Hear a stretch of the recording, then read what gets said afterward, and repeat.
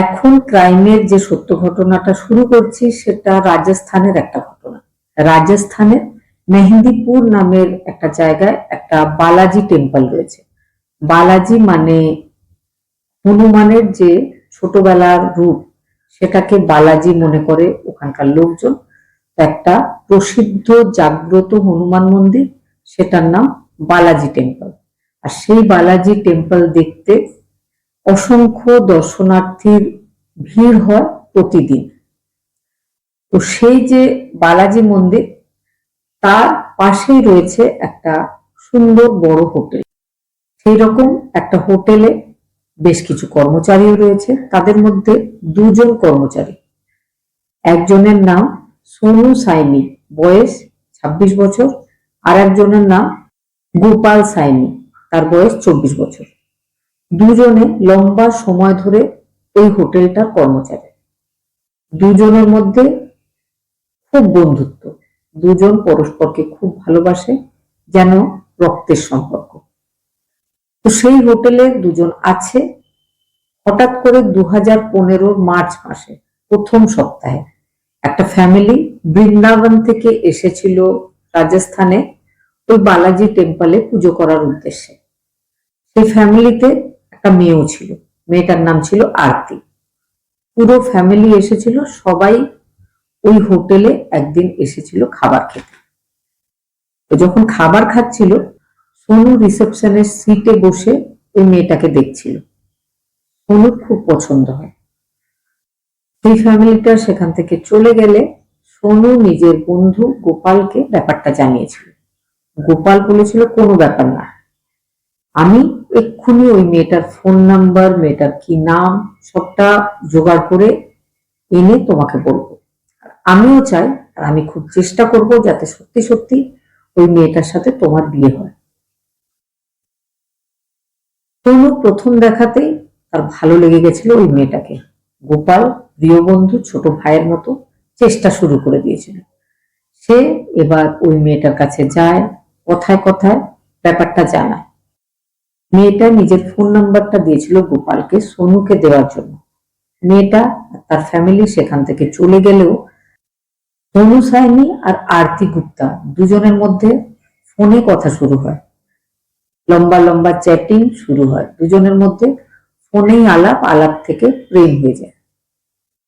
এদিকে সোনু মাঝে মধ্যেই আরতিকে বলে যে সে তাকে বিয়ে করতে চায়। আরতিও কিন্তু একই কথা বলে। আরতি বলে সে সুযোগ খুঁজছে, বাড়ি থেকে সে চলে আসবে। সোনু বলে না না, বাড়ি থেকে পালাতে হবে না, আমি তোমার বাবার কাছে বিয়ের প্রস্তাব পাঠাবো, আর আশা করি তিনি নিশ্চয় রাজি হয়ে যাবেন। আরতি বলে না, আমার বাবা তোমার সাথে বিয়ে দিতে কোনোদিন রাজি হবে না, আমি পালিয়ে তোমার কাছে চলে আসবো। আরতি সেপ্টেম্বর 2015-তে সেটাই করেছিল। সেখান থেকে পালিয়ে চলে এসেছিল তনুর কাছে। দুজন মন্দিরে বিয়েও করেছিল। তারপরে বেশ কয়েকটা দিন ঠিকঠাক কাটছিল।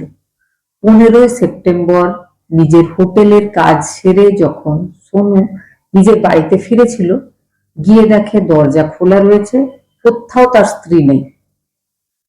সোনু বুঝতে পারছিল না কি করবে। সে কল করেছিল নিজের ছোট ভাইয়ের মতো বন্ধু গোপাল সাইনিকে। গোপাল আর সোনু সারা দিন ধরে আরতিকে খোঁজে, কিন্তু আরতিকে পায় না। 10 দিন কাটে। গোপাল শ্বশুর বাড়িতে শ্বশুরকে কল করে।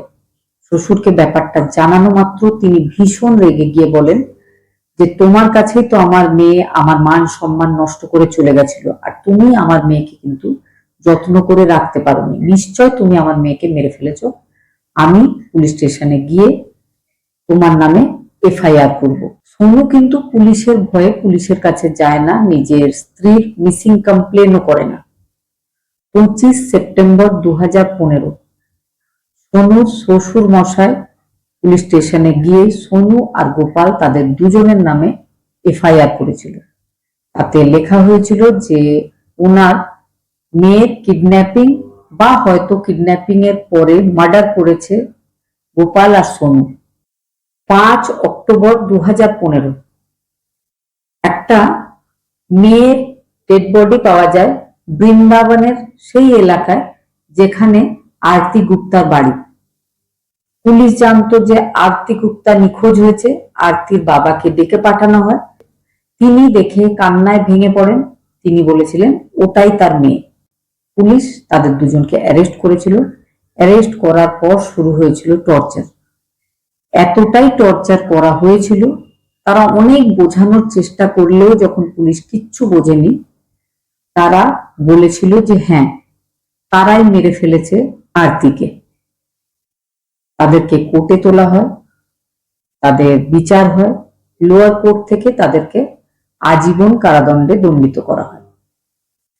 এদিকে যে হোটেলে তারা দুজন কাজ করত, হোটেলের যে মালিক জয়প্রকাশ যার নাম, তিনি বহু বছর ধরে ছেলে দুটোকে চিনতেন। যথেষ্ট বিশ্বস্ত দুজন ছেলে। তারা আর যাই করুক, কাউকে খুন করতে পারে না বলেই তার মনে হচ্ছিল। তিনি তাদের দুজনের জন্য কেস লড়েছিলেন, টাকা খরচ করেছিলেন, দামি নামকরা উকিল ঠিক করেছিলেন। 1 বছর পরে তিনি সক্ষম হয়েছিলেন নিজের হোটেলের দুজন কর্মচারীর জামিন করাতে। জামিন হয়ে যাওয়ার পর তারা যে যার বাড়ি ফিরে এসেছিল। তারা খুব খুশি হয়েছিল, কিন্তু এসে দেখে পুরো ব্যাপারটাই চেঞ্জ হয়ে গেছে।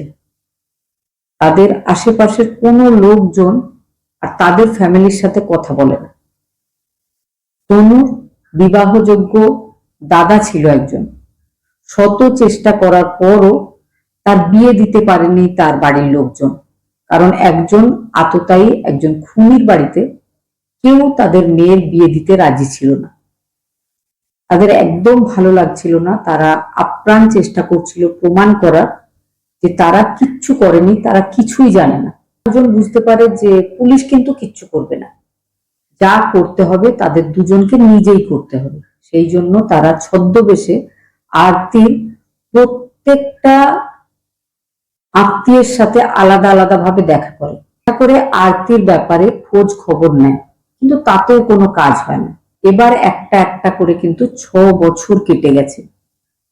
এসেছে করোনার টাইম, হয়ে গেছে লকডাউন। লকডাউনে তারা যে যার বাড়িতে বন্ধ হয়ে গেছে, কিন্তু আশেপাশের লোকজনের সঙ্গে সম্পর্ক খুব খারাপ। কেউ তাদের সাথে কথা বলতেই চায় না। তনু, গোপাল দুজনেরই বয়স 30 পেরিয়ে গেছে। তাদের কিন্তু বিয়ে হয়নি। কেউ তাদের সাথে বিয়ে দিতেই চায়নি। তনুর জীবনের একটাই উদ্দেশ্য, কিভাবে আরতির খোঁজটা পাওয়া যাবে আর কিভাবে নিজের ওপর থেকে ওই যে খুনের বদনাম সেটা সরাতে পারবে সে। 2022 সালে এক ভদ্রলোক সোনু আর গোপালের সাথে এসে দেখা করেছিল, করে তাদেরকে বলেছিল যে রাজস্থানের দৌসা নামের একটা জায়গাতে তারা আরতির মতো কোনো একটা মেয়েকে দেখেছে, আর তার মনে হয়েছে ওটাই আরতি। কথাটা শুনে সোনু আর গোপাল দুজনেই খুব খুশি হয়। 7 বছর ধরে তারা কিন্তু খুন করার কলঙ্ক নিয়ে বেঁচেছিল। শুধু তাই নয়, তারা যেটুকু ইনকাম করত পুরোটাই উকিলকে দিয়ে দিতে হতো কেসের জন্য। কেসটা চলছিল, জামিনে মুক্তি পেলেও তারা কিন্তু সব সময় ওই কেসের যে ঝামেলা সেটা থেকে বেরোতে পারেনি। এবার দৌসাতে আরতিকে দেখা গেছে, এটা জানার পর তারা একটু আশার আলো দেখতে পায়। তবে তারা দুজনেই ঠিক করে যে দৌসাতে যাবে, তবে আরতি যদি তাদেরকে দেখে ফেলে, আরতি কিন্তু সেখান থেকেও পালাবে। ছদ্মবেশে যেতে হবে। প্রথমে তারা উট ব্যবসায়ী হয়ে দৌসার বিভিন্ন এরিয়াতে ঘোরাঘুরি করে। দুজনের অনেক চেষ্টার পরও কিন্তু তারা কোথাও আরতিকে দেখতে পায়নি।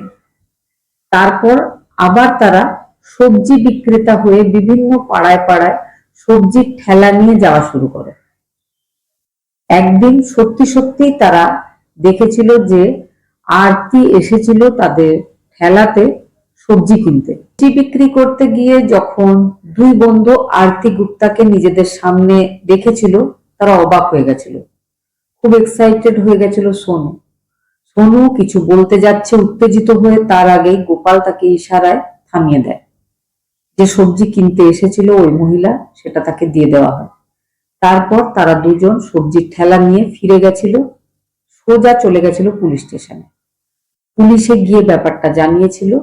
তখন পুলিশ হেসেছিল যে এইভাবেই যাকে তাকে আরতি গুপ্তার মতো দেখতে, তোমরা দেখে এসে বলবে যে আরতি বেঁচে আছে আর আমরা তোমাদেরকে ছেড়ে দেবো, এটা কখনোই হতে পারে না। এবার তারা ভাবছিল যে অন্য কোনো একটা প্ল্যান করতে হবে। প্ল্যান করার জন্য আরো তৃতীয় একজন মানুষের সাহায্য দরকার।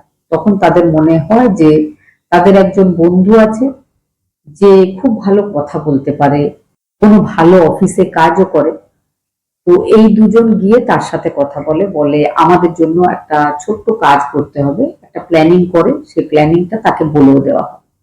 প্ল্যানিং মোতাবেক সেই যে পড়ালেখা জানা বন্ধুটা, সে ভালো জামা কাপড় পরে হাতে একটা ফাইল নিয়ে পেন নিয়ে ওই দোসা এলাকায় যেখানে আরতিকে দেখা গেছিল তার আশেপাশে বিভিন্ন বাড়িতে সে বলে যে সে একটা সার্ভে করতে এসছে। সরকার সবার বাড়িতে একটা করে ভালো শৌচালয় বানাবে, আর সেই শৌচালয়টা বানাবার জন্য 2 লাখ টাকা করে অনুদান সরকার দেবে। এই সমস্ত কথা সে বিভিন্ন বাড়িতে বোঝাচ্ছিল। আর নিজের ফাইলে সে প্রত্যেক বাড়ির ফ্যামিলি মেম্বারদের নাম লিখে নিচ্ছিল, তাদের Aadhaar card, PAN card, voter card ইত্যাদি জমা নিচ্ছিল। এইভাবে ধীরে ধীরে একটা সময় সে আরতি গুপ্তার বাড়িতে গিয়ে পৌঁছেছিল। যাওয়ার পরে আরতিকে দেখতে পায়নি। আরতির তখন যে হাজবেন্ড ছিল তার সাথে দেখা হয়, তার সাথে কথা হয়, তাকে সমস্ত ব্যাপারটা জানানো হয়। সে সঙ্গে সঙ্গে আরতির নিজের নিজের বাচ্চাদের সবার আধার কার্ডটা এনে দিয়েছিল ওই সার্ভে করছে যে তার হাতে। সে ওই আধার কার্ডটা নিয়ে বেরিয়ে এসেছিল, দেখেই বুঝেছিল যে এটা সত্যি সত্যি আরতির মতো দেখতে কোনো মহিলা নয়, এটাই আরতি। সোজা সেই আধার কার্ডটা নিয়ে নিজের 2 বন্ধু সোনু আর গোপালের কাছে এসে সমস্ত ব্যাপারটা জানিয়েছিল। আরতির ফ্যামিলির আধার কার্ডটা তাদের হাতে চলে এসেছিল। তারা আবারও পুলিশ স্টেশনে যায়, পুরো ব্যাপারটা জানায়। সেই আধার কার্ডগুলোর কপিগুলো দেওয়া হয় থানায়। থানার লোকজন এবার গিয়ে আরতিকে অ্যারেস্ট করেছিল। আরতির কাছে জিজ্ঞাসাবাদ হয়েছিল। তখন যে ব্যাপারটা বলেছিল আরতি, সেটা শুনে সবাই অবাক হয়ে যায়। আরতি যখন ক্লাস 10-তে পড়ে তখন থেকেই সে একটা ছেলেকে ভালোবাসত। ইউপি, রাজস্থান, হরিয়ানা ওইসব এরিয়ার লোকজন কিন্তু কখনোই নিচু জাতের সাথে প্রেমের সম্পর্ক মেনে নেয় না। সেই জন্য আরতি যখন এই বালাজি টেম্পল বেড়াতে এসেছে তখন সে গোপালের বন্ধুর কাছে জানতে পেরেছিল যে গোপাল তাকে খুব পছন্দ করছে, বিয়ে করতে চায়। তখনই তার মাথায় একটা প্ল্যান এসে গেছিল। সে কিন্তু সবসময় জানতো যে যে সে কোনো নিচু জাতের ছেলের সঙ্গে পালিয়ে বিয়ে করেছে জানলে তার বাবা, তার দাদা সেই ছেলেটাকে বাঁচতে দেবে না। সে বাড়ি থেকে পালিয়ে যাবে আর আসার সময় একটা চিঠি বাড়িতে রেখে দিয়ে আসবে যে সে যেখানে বেড়াতে গেছিল সেখানে একটা ছেলের সাথে আলাপ হয়েছিল যার নাম সোনু সাইনি। সে পালিয়ে গিয়ে তার সাথে বিয়ে করে ঘর সংসার করবে। যে কথাগুলো সে নিজের বাড়িতে চিঠিতে লিখেও এসেছিল, বাড়ির লোকজন সেটাকেই সত্যি বলে জানছিল। অন্যদিকে আরতির প্ল্যানটা ছিল যে সেখান থেকে সে কয়েকদিনের মধ্যেই পালিয়ে যাবে। সেটাই সে করেও ছিল। পালিয়ে যাওয়ার পর তার যে হাজবেন্ড বা তার যে ছোটবেলার প্রেমিক সে অপেক্ষা করছিল। সে আরতিকে নিয়ে নিজের সঙ্গে চলে যায়, তারা বিয়ে করে নেয়। তারপরে তারা ঘর সংসার করছিল, তাদের 2 সন্তানও হয়েছিল। তারা কিন্তু মাথাতেই রাখেনি যে যেখান থেকে তারা পালিয়ে এসেছে তারা হয়তো জেলে আছে, তাদের উপরে হয়তো খুনের একটা কলঙ্ক দেওয়া হয়েছে। যে সে কিচ্ছু ভাবেনি, সে শুধু নিজের কথাই ভেবে পালিয়ে গেছিল। কিন্তু পুলিশ যখন তাকে পুরো ব্যাপারটা জানায় তখন আরতি বলেছে সত্যি সত্যি সে কখনো ভাবেনি যে এই ধরনের একটা ঘটনা ঘটতেও পারে, বা 2 জন মানুষ তার এই মিথ্যার জন্য 1 বছর জেলেও থাকতে পারে, 7 বছর তাদের জীবনটা এইভাবে নষ্টও হতে পারে। তবে সে ক্ষমা প্রার্থী, কারণ সে এটা করেছে ওই 2 জন ছেলের জীবন সে পাল্টে দিয়েছে। যখন এই ব্যাপারটা সামনে আসে যে আরতি বেঁচে আছে, আরতির বাড়িতে, আরতির ফ্যামিলিতে খবর দেওয়া হয়। আরতির বাবা যে কিছু বছর আগেই একটা মৃতদেহ দেখে বলেছিল যে হ্যাঁ ওটাই আরতি, আর আরতিকে মেরে ফেলেছে আরতির বর সোনু। আরতির বাবাকে পুলিশ যখন ডেকে পাঠায়, আরতিকে পুলিশ স্টেশনে দেখে আরতির বাবা বলেছিল এটা আমার মেয়ে নয়। আরতির মা আর দাদা শনাক্ত করেছিল যে হ্যাঁ এটাই আরতি। পুলিশ বলে যে যখন আরতির বাবা বলছে যে এটা মেয়ে নয়, তাহলে এবার ডিএনএ টেস্টের ব্যবস্থা করা হোক। এই ব্যাপারটা শুনে আরতির বাবা সুযোগ বুঝে সেখান থেকে পালিয়ে গেছিল। পরে বোঝা যায় যে তার মেয়েকে সোনু নিয়ে পালিয়েছে, সেই জন্য সোনুর ওপরে সে এতটাই রেগেছিল যে অন্য কারো ডেড বডি দেখে যাতে সোনু শাস্তি পায়, মার্ডারের শাস্তি পায়, সেই জন্য সে মিথ্যা কথা বলেছিল। অন্য বডি দেখেও সে বলেছিল যে এটা তার মেয়ে। কিন্তু সোনু আর গোপাল তাদের দুজনকে কোর্ট থেকে সসম্মানে মুক্তি দেওয়া হয়েছিল। তবে তাদের জীবনের যে 7 বছর নষ্ট হয়ে গেছিল সেটা কেউ কখনো ফিরিয়ে দিতে পারবে না। আর এই যে ব্যাপারটা, পুলিশের যে গাফিলতি সেটাও কিন্তু দেখায়, কারণ পুলিশ নিজের কাজ ঠিক মতো ঠিক সময় করে না, যার জন্য সাধারণ মানুষজনকে অনেক সময় অনেক রকম বড় বড় বিপদে পড়ে যেতে হয়।